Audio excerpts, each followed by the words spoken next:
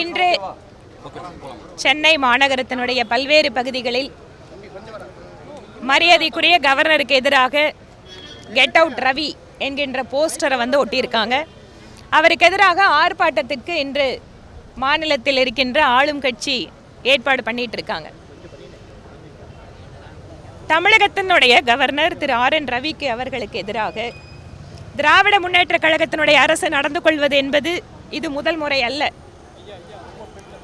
மரியாதைக்குரிய கவர்னர் அவர்கள் தன்னுடைய பொது நிகழ்ச்சிகளில் மாணவர்கள் மத்தியிலோ அல்லது பல்வேறு சமூக விழாக்களிலோ அவர் பேசுகின்ற பேச்சு இவர்களுடைய சித்தாந்தத்திற்கு எதிராக இருக்கிறது என்கின்ற காரணத்தினால் எங்கெங்கெல்லாம் வாய்ப்பு கிடைக்கிறதோ அங்கெல்லாம் ஆளுநரை அவமானப்படுத்த வேண்டும் என திராவிட முன்னேற்ற கழகம் நினைக்கிறது.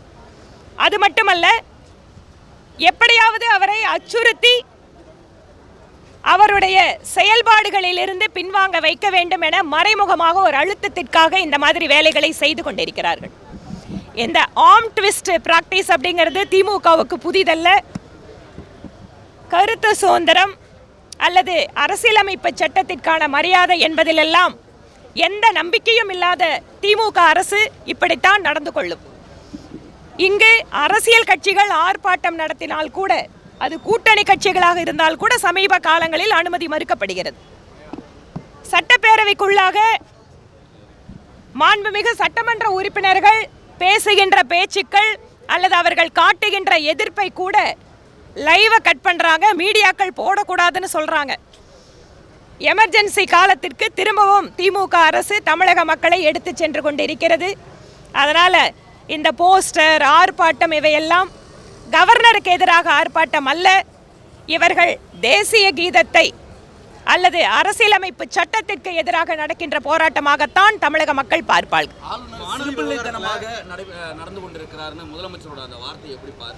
தமிழகத்தில் ஒவ்வொரு வீடுகளிலும் கூட விருந்தினர்களை அப்படிங்கிறத நம்ம ரொம்ப உயர்வாக பார்ப்போம்.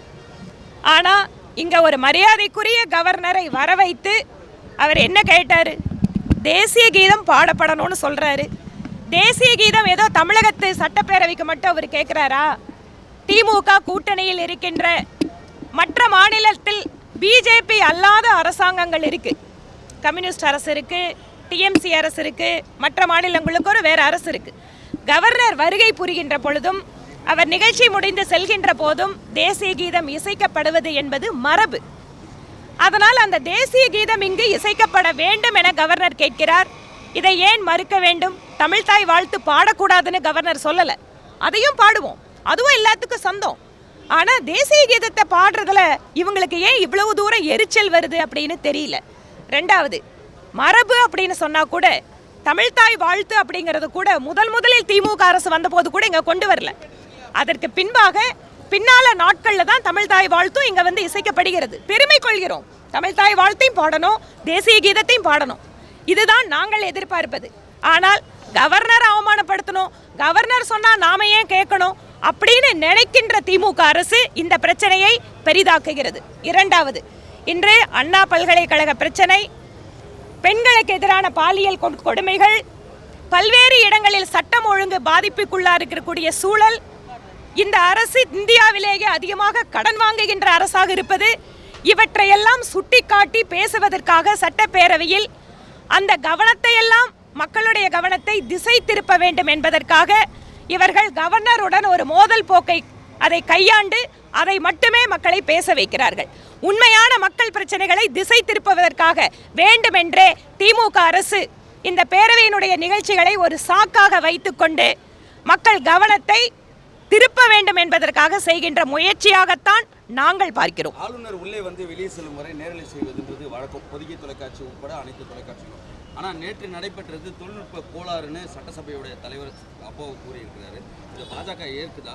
இந்த தொழில்நுட்ப கோளாறை நாங்களும் பார்த்துட்டு இருக்கிறோம்.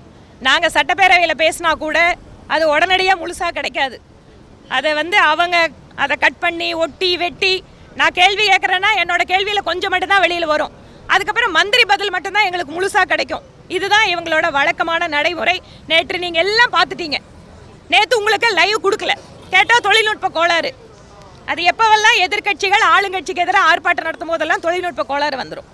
இல்ல அந்த காட்சிகளை வெளியிடணும்னு சபாநாயகருக்கு ஏதாவது கோரிக்கை வைக்கிறதா பாஜக? நீங்க கேளுங்க, நாங்க அதை வெளிப்படையா உங்ககிட்ட சொல்லிட்டு இருக்கோம். எப்படி வந்து மக்களுடைய பிரதிநிதிகளுடைய சுதந்திரத்திற்கு எதிராக சட்டப்பேரவை நடந்து கொண்டிருக்கிறது அப்படிங்கிறத நாங்க சொல்லிட்டே இருக்கோம். அண்ணா பல்கலைக்கழகத்துக்கு எதிராக அந்த விவகாரத்துக்கு எதிராக கூட அனுமதி கிடையாது. ஆனா நேற்று நடந்த சம்பவத்துக்கு மட்டும் திமுக யார் கூட அறிவிச்சிருக்காங்க? அதுதான் திராவிட மாடல். எங்களுக்கு ஆதரவா பேசினா நன்றி சொன்னா நாங்க அனுமதிப்போம், எதிராக பேசினா தொழில்நுட்ப கோளாறு வந்துடும், இல்லைன்னு சொன்னா உடனடியாக ஆர்ப்பாட்டத்துக்கு அனுமதி வந்துடும்.